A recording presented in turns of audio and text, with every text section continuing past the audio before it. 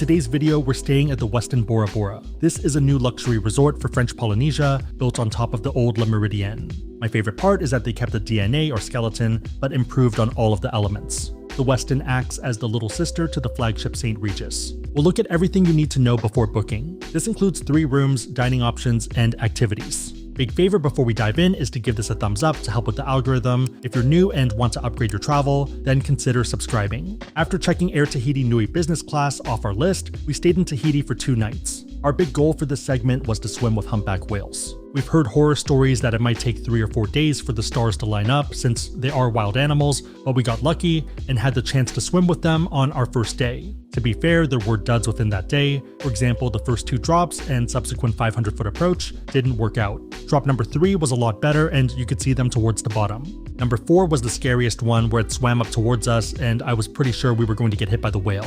It was definitely a surreal experience. Mentally, you know that they're big, but up close and in person, you realize how small you are. Reminder that you have to swim as a unit, that way the whales can see you and not breach into you. Breaching is when they jump out of the water, sometimes do a spin, and then crash back into the water below. With this core memory solidified, we left Tahiti to board our flight to Bora Bora. Seats are not assigned and you queue to board. The flight there is definitely a vibe. I'd recommend sitting on the left side to get a great view of the island as you approach. It was a bit rainy and cloudy during our stay, so it could definitely be more photogenic, but still one of the most beautiful flights out there, at least in my book. Once you arrive and pick up your luggage, you're going to see a bunch of hotel stands. On prior trips, we took the free shuttle to the main town to go shopping. Since this trip is shorter, we figured we'd go directly to the hotel and show the more official experience that people are probably expecting. The check-in experience is super interesting because it's not really like the regular ones you'd be used to. Once you land at BOP, there's going to be a bunch of check-in desks. You go up to them, tell them your name, and they're going to be ready for you. In our case, our name wasn't on the list, but they still made it work. There, they're going to give you a water bottle and greet you and take you to the boat. There is a private boat that goes from the BOP airport to the property. It's a pretty fast ride, I'd say about 7 to 10 minutes, and it's super smooth. Once you get here, they're going to greet you, bring you upstairs to the main check-in area, and you go through like normal. After that, they bring you to your room and give you a quick tour. But yeah, super friendly and awesome staff. As unbelievable as this sounds, we arrived on the day they were having their grand opening party. We normally book 1 to 2 months from the official open date, that way they can iron out any wrinkles, but apparently that's also when welcome parties happen. There was a full red carpet affair with champagne and a sunset Polynesian dance performance. If you want to see the longer version, that'll be towards the end of the video. We also had the chance to sample all of their food. Lots of hits and misses, which foreshadows our main complaint with the property. For the grand opening event though, free food is free food. Hard to complain about that. Welcome to the king room with mountain view and plunge pool. Let's check it out. Step outside, and it's pretty awesome. This is a saltwater pool which matches the water from below. You technically can also walk out here, but I would be very careful because it can be dangerous and you probably shouldn't do this. Yeah, this is kind of a weird spot because if you fall, then you're just in the water. Pretty large pool though, and great way to relax and enjoy the views and enjoy the company with player 2. 2 seats over here and super comfortable. I kind of wish they would add some umbrellas, but it also is pretty windy, so maybe that's a bad decision. And I guess you could also just move the seats over there by the shaded area. Heading back inside, first thing you're going to notice is going to be this giant window into the bottom, and it's pretty awesome.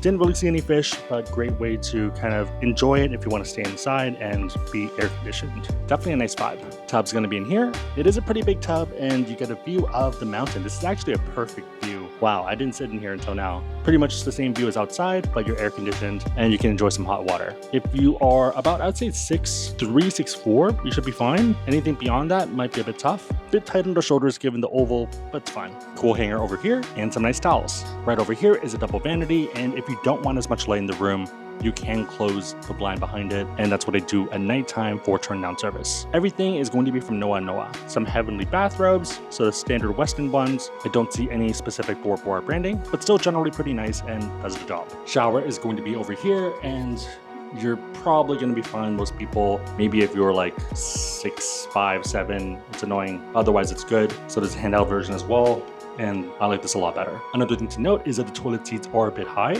So even me at like 5'11", 6", It feels a bit high, like it's passable, but for Mandy and for a lot of shorter people, it might be a bit tough. Don't really know what else to say there. The bed though was super comfortable and A+ there. We were trying to do some work on here and I like kind of dozed off a few times. I had like micro naps because I was tired, but it was also because it was very comfortable. Bed, super good. There is a sofa over here, so maybe I should have worked over here instead, but I felt like it was a bit tough given that we did have a lot of stuff open. I like the layout, I like how open it is, and it makes it feel a lot bigger than it is because it's kind of that studio effect. Main issue though is that there's not really that many places to open up luggages. I feel like most people coming here generally have 2 luggages, 1 each, and we had one open over here, so that's still here and still open, but we didn't really have another spot for the other one, so we kind of opted for here because that like kind of logically made sense to us. But then that also meant that we didn't end up really using the sofa because we had a luggage here. But yeah, it felt a bit more cramped than I would have liked. This is also kind of a tough spot because then you'd want access to the coffee machine, and then over here is like kind of tough. I had my backpack on the side, so yeah, I think if you have everything open, it feels a little claustrophobic.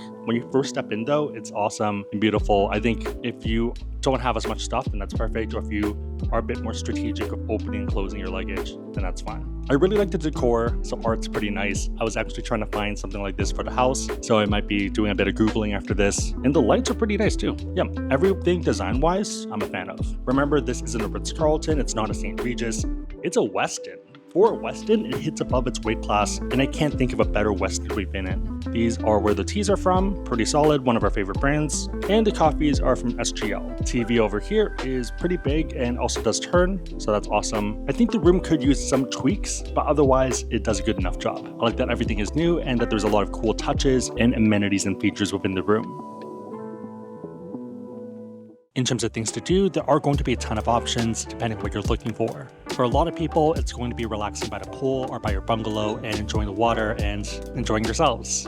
If you're looking for something a bit more active, of course with that you can snorkel and swim around and have fun, but if you are looking for something a bit more active that's not swimming, there's paddleboard, canoeing, kayaking, and a bunch of other water activities. There is a water rental center with a bunch of items and a pretty nice bar over there. I think it's kind of like, if you know, you know, because most people haven't really been out there, but it's super cool. It's the one of the swings and super relaxing and beautiful. There also is a super nice gym with brand new equipment, all of it from Techno Gym.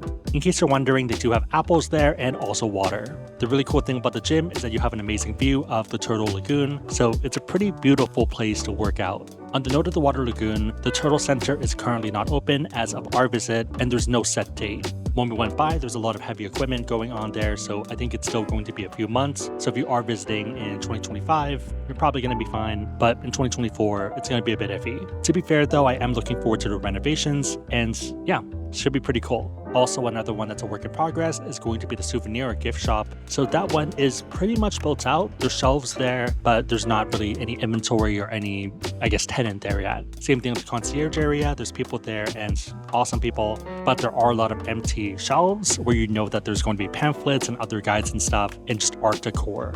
Another one is going to be the central pond upstairs. I feel like they are adding additional things, so a work in progress. Oh, also the lagoon is not fully open yet, so I did swim out there. I wasn't supposed to, but I didn't realize. And there are a lot of wires and other things that they're still building out. And the ladder, I think, is the old ladder from the Meridian because there's actually cracks in it and it's a little rusty, a little finicky. There's like nails sticking out, so definitely don't swim out there until it's fully open. But yeah, once it does, I think it's going to be beautiful. Also, in case you're wondering, that is pretty normal practice when a resort opens. For the first 6 to sometimes even 12 months, things are still in works. The base is done, the foundation that's ready to go, but there are parts of it that still need to be finalized. One of the best parts of the property is that the standard base room is actually an overwater bungalow. For a lot of other properties, you book into a land room and then have to pay maybe $500 extra per night to get upgraded to something overwater. Westin flipped the script, realizing that most people come here for that experience, so they decided to have the most overwater rooms in Bora Bora. For context, they have 14 beach rooms and a whopping 128 overwater bungalows. This probably explains why the standard rooms are a bit smaller, but as you'll see later, there are larger rooms as well.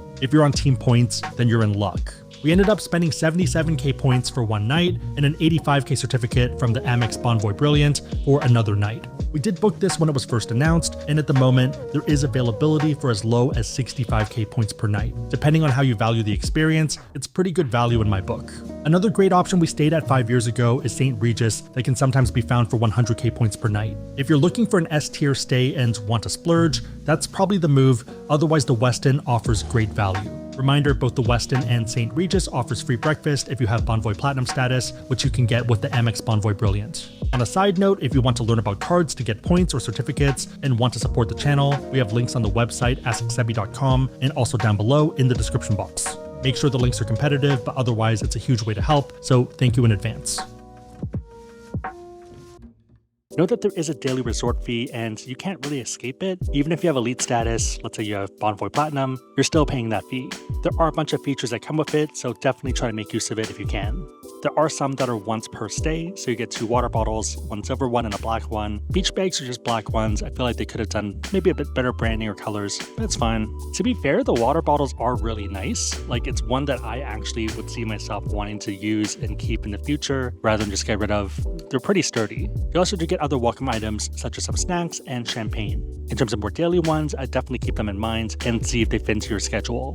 This includes transportation from the resort to the main island and return for 2 guests, daily handcraft, coconut palm weaving, shellcraft, paro show, flower crown weaving, also daily yoga, water yoga, Pilates, paddle yoga, and Tahitian dance class. One funny one that's mentioned as a benefit that I kind of don't feel like is one is the daily water bike demo. And funny enough, it says for 2 as well. So for the demo, it's literally just a demo. They show you how it works. They do a quick lap by themselves, and that's it. That's the benefit. That's the activity. I don't know, call me crazy, but I feel like they could let you use it for 15 minutes or 30 minutes, and that would seem pretty reasonable and make sense. But yeah, watching a demo doesn't feel like a benefit to me.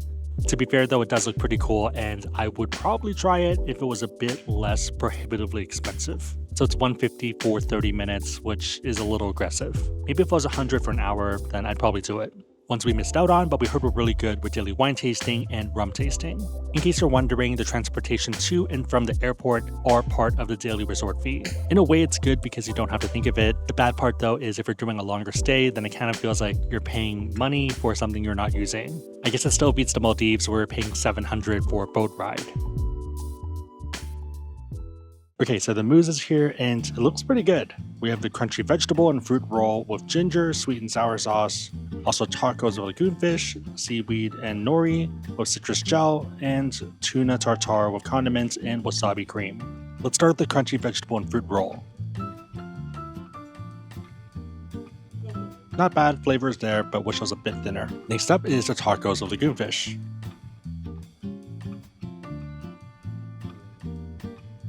This one's really good. Last one's the tuna tartare.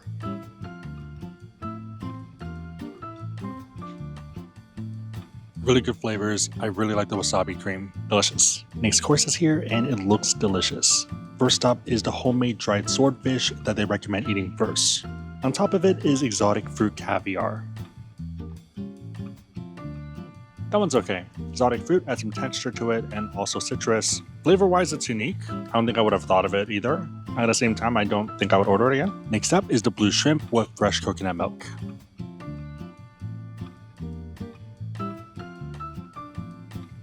It's a bit different, but I really like it. It kind of reminds me of the mango coconut rice. So same exact flavor, but with shrimp inside, so it's kind of more of a savory version. Bit unique. Yeah, I'm a fan.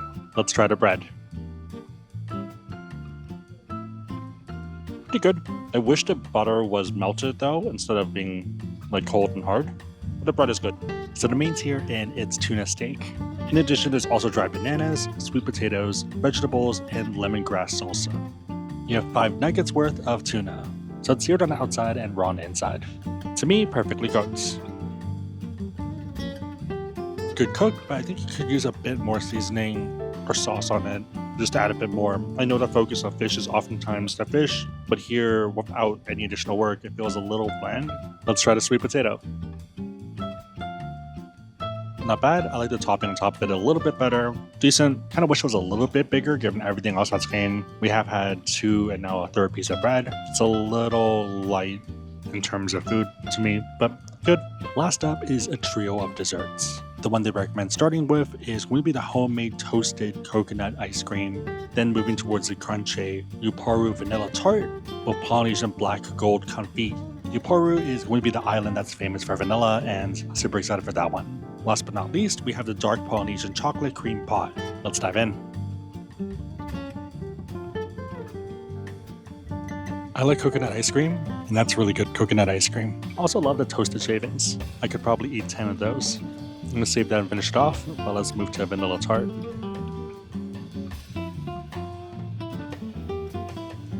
Pretty good, a bit sweet, so I think they could have added citrus or something else to kind of combat it a bit and make it a bit more balanced. Strong but tasty.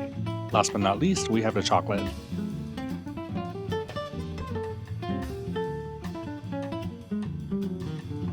Interesting. That's really good. It's like not too sweet at all. So I think I like that one actually better than the vanilla one. It's a dark, kind of gooey chocolate vibe. Pretty overwhelming, but yeah, tastes delicious. And the wafer on top adds a nice crunch to it, and there's also some nuts. That's really good and complex. Kind of like liquid happiness in the least weird way. I think my favorite is still the coconut ice cream because that's just like goated. Chocolate would be number 2, and it's a close second, and then the vanilla tart. Overall pretty good, and I think the dessert hits above its weight class compared to the other items we've had.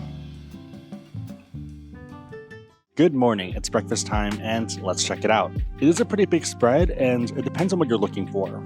Starting off, you have some breads and jams, mixes, pastries, and of the 2 I had, they were amazing. So for me, one of my tests is always the croissant, and seeing how it goes, took a bite, and I'm like, this is good.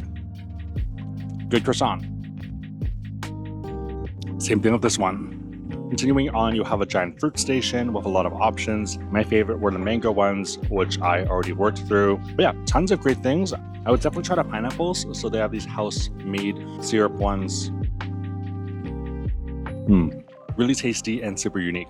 Everything else was pretty solid here. All the fruit was super sweet. Moving up a station, you're going to have local items, and I really like the fish. Circling around, you're going to have the Western items, and a lot of these are okay. I think my favorite of the bunch was the bacon. So much so that I have a giant plate of it here. For some of the other ones are the hash browns. I feel like they shouldn't be covered because it just makes it soggy. Bacon's pretty good though, and probably the best protein over there. Continuing back, you have a cook station, so you can make an omelet here. They also make crepes, pancakes, and everything else. The crepe was surprisingly tasty. Their sauce is really good, and then they also have a chocolate sauce, which is pretty tasty as well. Probably not healthy, but we're on vacation. It also has a juice station with a ton of options, and they do change them out every day. But yeah, tons of options. The best stations are probably going to be the fruit, omelet, as well as the local items. Overall, pretty good breakfast. Some items were hits, some items were misses. Strong 7, week 8. Hello and welcome to the premium overwater bungalow with a mountain view. Let's start with the view. So this is a perfect view of Mount Otemanu and no obstructions. One big advantage is that you do have a lot more privacy and you don't really see your neighbors as much. And even the ones that you do see, there's more fencing around it to kind of block it. One thing I really like is that the pool is awesome. It's a bit bigger than the other one. So I'd probably say about 33% bigger, give or take. Definitely nice to stand out here and enjoy the view and wind and water. Something about it. Coming back over here to safety, we have this whole dock area and it's a bit bigger than the other one as well. Pretty solid.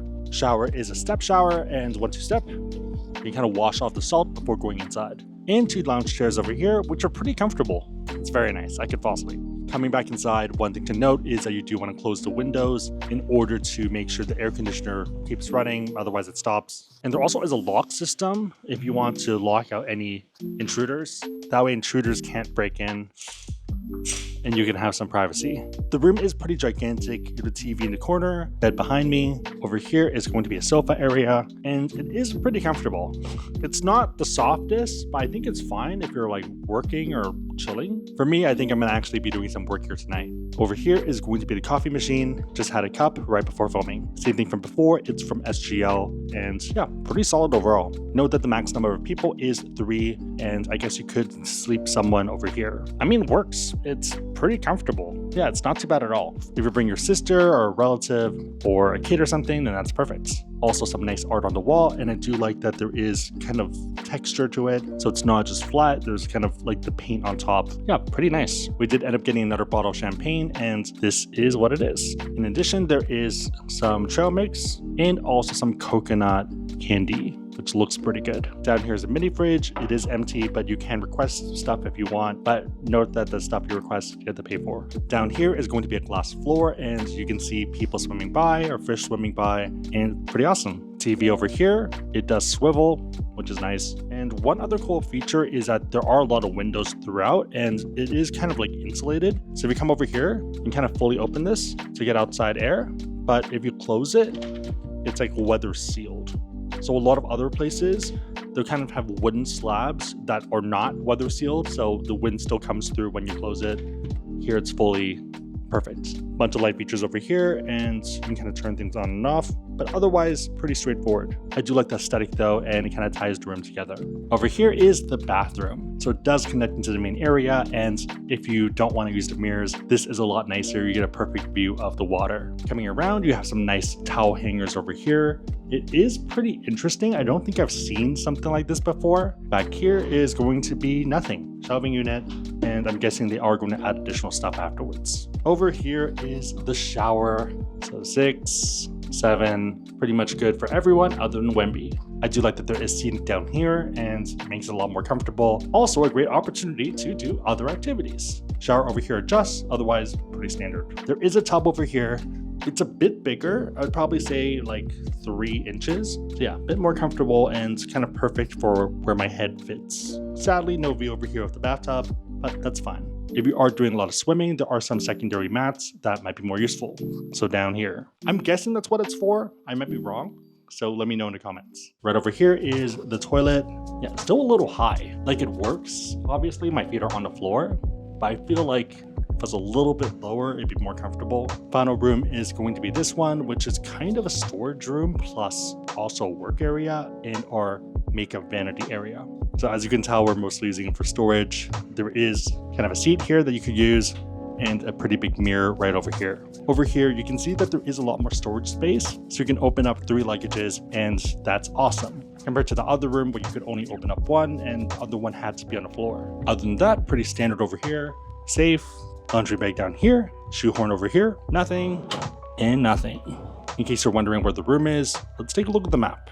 So we are right over here at 259, and the mountain is like right over here. So if you're over here, you have an unobstructed view. These are like the perfect ones. Obviously down here, pretty good view as well. And then more than normal rooms are going to be here. We still have a view, but you also see some of the other rooms, which kind of looks good for pictures though. It kind of works. The prior room we were in was 254. So even though it does look like it has an obstructed view, it looked pretty good. So it works. Yeah, I think anything with a view, you're going to be a happy camper.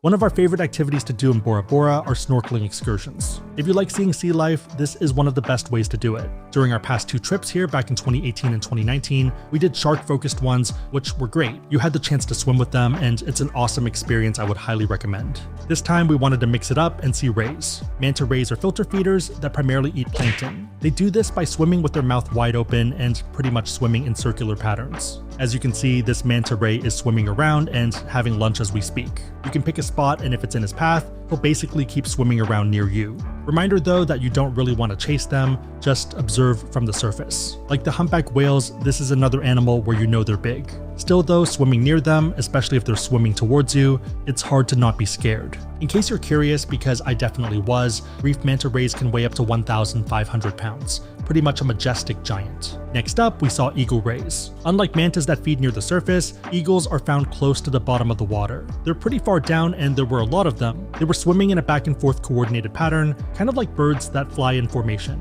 It's actually pretty cool because the reason they swim in a pattern is to cover the area more efficiently while looking for prey. Manta rays are definitely a lot more intimidating, but super cool to see the eagle ray formation and what felt like a dance. Lastly, we explored a coral area with a bunch of smaller fish. It was a nice way to swim around and explore at your own pace. Even if you're not into snorkeling, it might be fun to just go around and enjoy the water, which is what someone's mom who was on our boat ended up doing. End of the day, do what makes you happy. After a long day of snorkeling, biking, and doing a bunch of stuff, we are now at dinner. We're at the beach restaurant, and the vibe's pretty nice. Pretty much exactly what you expect. We ended up getting pasta, a steak, and also chicken. First pasta dish was a little undercooked, so some parts weren't cooked, but they took care of it and they're bringing it back. A few moments later. Okay, food is here, and first up is the steak. So flavor-wise, it's okay. I wish there was a bit more of a crust. It was also not the most evenly cooked. It's okay. I don't think I would order it again. Also, I feel like I can make a better steak at home, so that's one of the weird ones. I'd probably give it a 6. The fries, though, are pretty good. They're pretty much McDonald's ones. I give those like an 8. Solid fries to me, and I'm a fan. The pasta dish is amazing, and I'd strongly recommend getting it. There's going to be pork in there as well, and the pork is super well seasoned and flavorful. It's also one of the best value plates. At about 30 bucks, you get a ton of protein, and it's pretty filling, considering that a salad is also 30 bucks. Last but not least, we have the chicken, and this had to be my favorite one. It was a super crispy skin, fall off the bone, great flavors. It's a whole young chicken and an eggplant in the middle. I would recommend getting it. Super tasty. Yeah, 10 in my book, might be 9 for you, or maybe less, so your mileage may vary. Gonna wrap up here, but see you in a bit. So we have an hour before leaving, and they offered us a transit room to freshen up, given that we have salt water all over us from swimming and all the other activities. The crazy part though is that we've been in this exact room, not in its current iteration because it's been renovated. So this is where we stayed when we were at Le Meridien. Main reason we know this is because it's right next to the chapel. For the most part, pretty much exactly the same out here. I think there was a hammock or a swing out there as well that was by the water. But yeah, the really cool thing about this room is that you have an amazing view. It's pretty much in direct eyesight of Mont Otemanu. If anything, this is the postcard picture. Coming back inside, when it's not used as a transit room, it is a standard beach bungalow. Right here, there's a TV as well as a coffee machine. I think there was actually a seat over here before as well, but it was a lot darker of a setup. This is a lot better because there's a lot of white tones and color. Pretty normal, pretty comfortable. There's going to be a walk-in closet over here. Area for your luggage, hangers and stuff, safe, pretty standard. Bed over here, pretty much exactly the same. Really cool spot is going to be the tub over here, which has an amazing view of the mountain. Over here, you have 2 sinks. One of them is accessible, so if you have a little one, they have kind of a little step stool to brush their teeth. Bathroom and shower over here, and it is combined. Overall, not a bad room at all, and if you are optimizing for views, then this is perfect.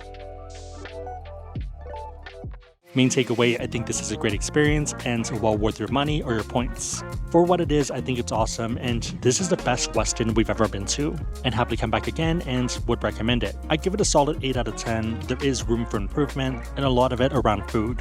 Staff is awesome, 10 out of 10. Amenities, I would say 8 or 9 depending on you and what you're looking to do, but pretty feature rich given that we have been to a lot of the other hotels here. Food is either 6 to 8, but it really depends on the item, and that's not really the best. Some are awesome and I'd happily eat again. Other ones, if I could go back in time, I wouldn't get it. If you're considering booking, I think you should definitely do it, especially while the prices are still low, point cost is pretty low, and while everything is brand new. If you're not okay with certain areas being undone, then maybe wait, but also know that prices are probably going to go up once everything's finalized. Again, if you want to learn about cards, we have links on our website, asksebby.com, and down below in the description box. If you've made it to this point, leave a coconut emoji in the comments down below, and I'll try to heart it and also respond. My question for you is, what are your thoughts on the property, and would you stay here? Would you use your points? Let me know and everyone else know in the comments down below. Big favorite, thumbs up, consider subscribing, but otherwise hope you liked it. See you next time.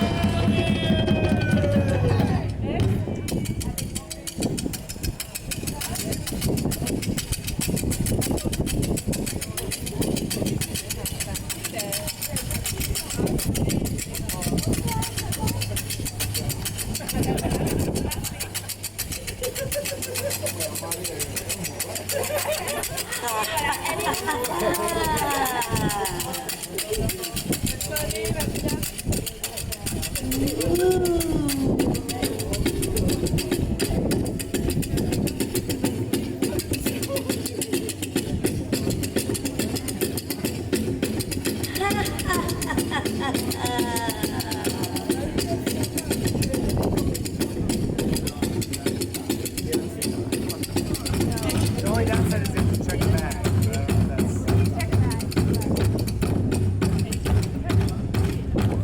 Check the bag up in here. We're not going to check it up in the bag.